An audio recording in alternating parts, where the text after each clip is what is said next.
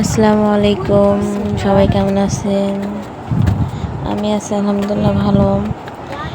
আজকের ভিডিও আমি নিয়ে এসেছি রাজশাহী বাঘা সাই মসজিদের।